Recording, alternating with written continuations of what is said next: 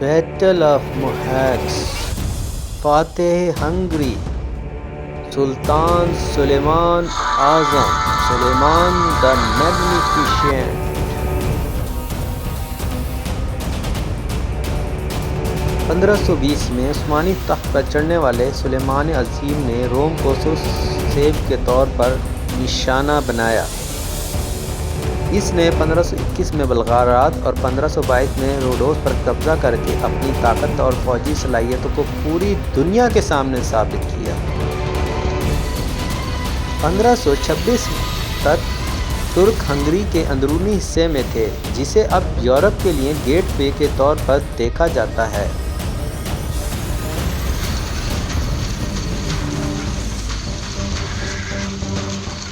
France کے بادشاہ فرانسیسو اول کو اسپین کے بادشاہ چارلس پنجم کے ہاتھوں پکڑے جانے کے نتیجے میں فرانس کے بادشاہ کی والدہ نے سلطنت عثمانیہ سے مدد طلب کی۔ اس وقت آسٹریلیا اور ہسپانوی دونوں ریاستوں کے سربراہ ہیبسبرگ خاندان تھے۔ چونکہ فرانسیسیوں کے ساتھ اتحاد کے کفار کے ٹوٹے ہوئے اتحاد میں تقسیم کو مزید گہرا کرے گا، اس لیے سلطان نے یہ پیشکش قبول کر لی۔ عثمانی آسٹریلیا پر مارچ کریں گے، فرانسیسی بھی ہسپانوی سے لڑیں گے۔ آسٹریلیا تک پہنچنے اور یورپ کے کلب میں پیش قدمی کے لیے ہنگریوں کو، جو 200 سال تک ترکوں کے لیے رکاوٹ تھے، کو ختم کرنا پڑا۔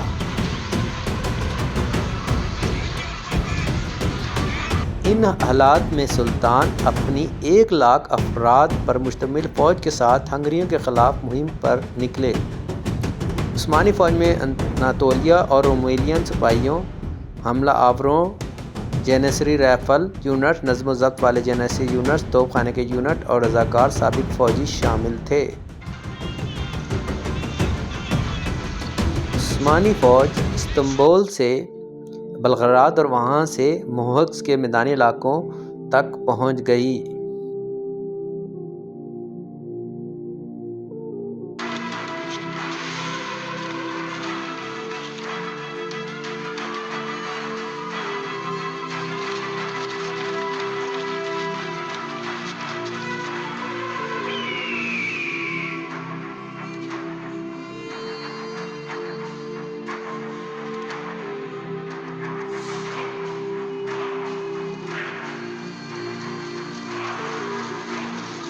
ہنگری کی فوج کی سربراہی 20 سالہ نوجوان اور ناتجربہ کار بادشاہ لوئس دوم تھا۔ اپنے مشیروں کے تمام انتباہات کے باوجود اس نے اپنے دور حکومت میں اعتماد پیدا کرنے اور امرا میں اپنا مقام مضبوط کرنے کے لیے عثمانیوں کے ساتھ صح جنگ لڑنے کا فیصلہ کیا۔ عثمانیوں کے خلاف فتح اسے اپنے ملک میں بڑا وقار بخشے گی۔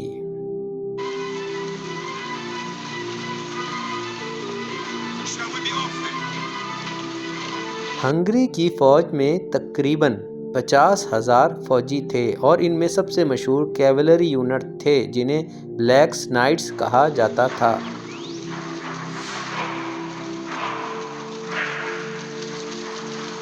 بھاری بختر بند گھڑ سوار دستے دشمن پر حملہ کرتے، ایک دوسروں سے زنجیروں سے بندھے ہوئے اور دشمن کی صفوں کو شکست دینے کے بعد پیادہ دستوں میں قدم رکھتے تھے۔ ہنگریوں نے اس حربے سے عثمانیوں کو بار بار پسپا کر دیا تھا۔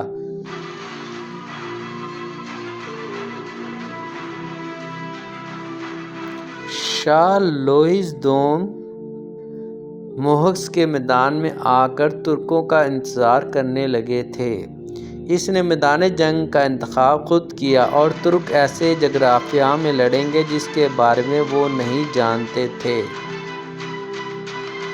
29 اگست 1526 کو موہاکس کے میدان میں دونوں فوجیں آمنے سامنے تھیں۔ میدان جنگ دریائے ڈینیوب کے بائیں جانب کاراسو نامی دلدلی علاقے کے عین آگے تھا۔ عثمانی فوج وزیر اعظم پارگلی ابراہیم پاشا کے کمان میں تھی۔ رومیلین اور اناطولیہ کے سپاہی سب سے آگے تھے، آرٹلری یونٹ اور رائفل کے سپاہی پیچھے تھے اور سلطان جینیسریوں کے ساتھ پیچھے تھا۔ ہرسوف اور بالی پہ ہنگری کے حملے کے انتظار میں کھڑے تھے۔ ہنگری کی فوج اپنے جنگی منصوبوں کے مطابق 2 لائنوں میں تقسیم میں تھی۔ پہلی لائن کو کمانڈر پال ٹوموری کی ہدایت پر سینٹر کے دائیں اور بائیں بازو کے طور پر کھڑا کیا گیا تھا۔ دوسری صف شاہ لیوش کی کمان میں 4 کالموں پر مشتمل تھی۔ 29 اگست 1526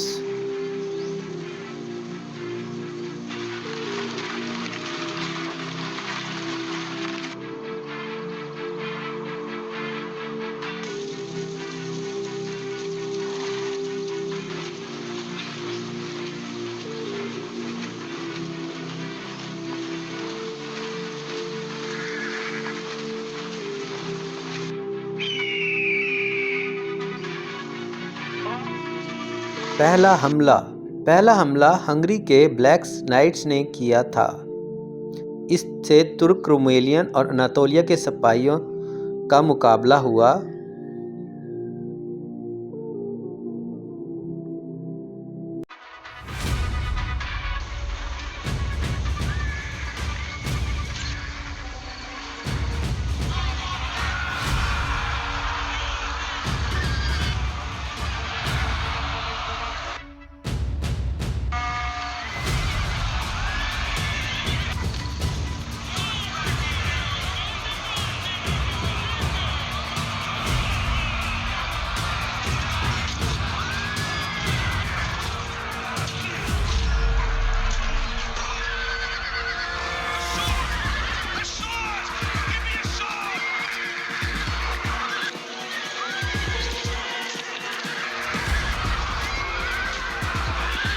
شدید لڑائی کے نتیجے میں بادشاہ لوئس دوم اپنے گھڑ سوار دستے کی حمایت میں آگے بڑھا۔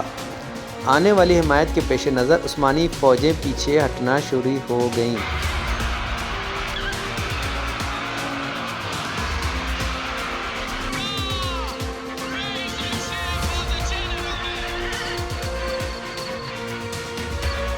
یہ پسپائی شکست کے ماحول میں ہوئی۔ ترکوں کا مقصد دشمن کو یہ بتانا تھا کہ یہ پسپائی ایک حقیقی پسپائی ہے۔ لوئس دوم نے اپنی پوری فوج کو حملہ کرنے کا حکم دیا اور وہ ترکوں کا پیچھا کرنے لگے۔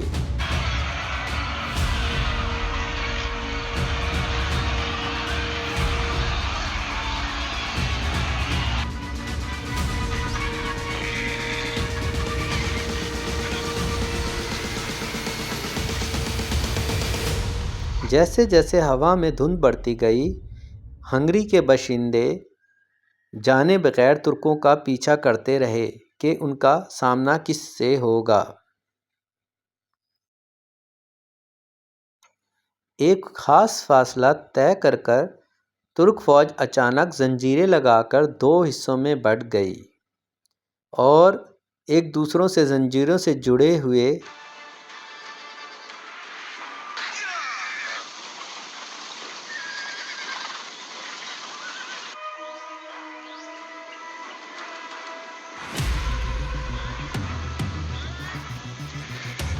ہنگری کی فوج ان کے جال میں پھنس گئی۔ سب سے پہلے ایک بہت زور توپ کا فائر ہوا۔ اس کے بعد رائفل سے مسلح جنیسریوں نے بلیک نائٹس کو فائروں سے شکار کیا۔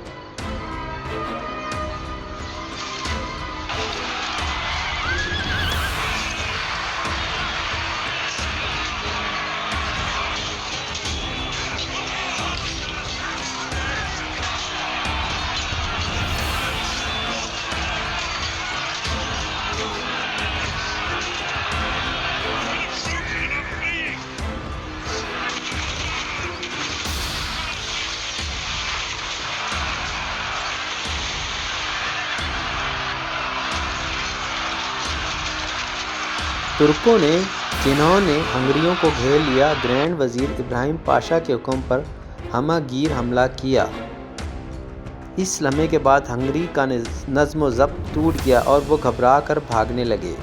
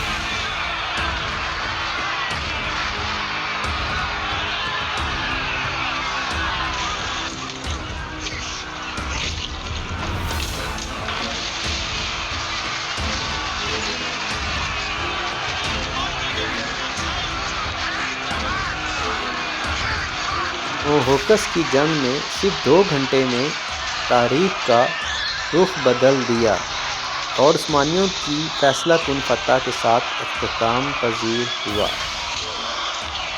نوجوان کنگ لوئس دوم کا فرار، جو کارسو دلدل میں ختم ہوا، نے ہنگری کی بادشاہت کا خاتمہ بھی کر دیا۔ فتح کے بعد سلطان سلیمان اعظم نے تمام ہنگری کو عثمانی سرزمین سے الگ کر کے یورپ کے قلب کا راستہ کھول دیا اور ویانا کے دروازے اب عثمانیوں کے لیے کھلے تھے۔ اس فتح نے ایک بار پھر پوری دنیا کو سلطنت عثمانیہ کی طاقت دکھا دی۔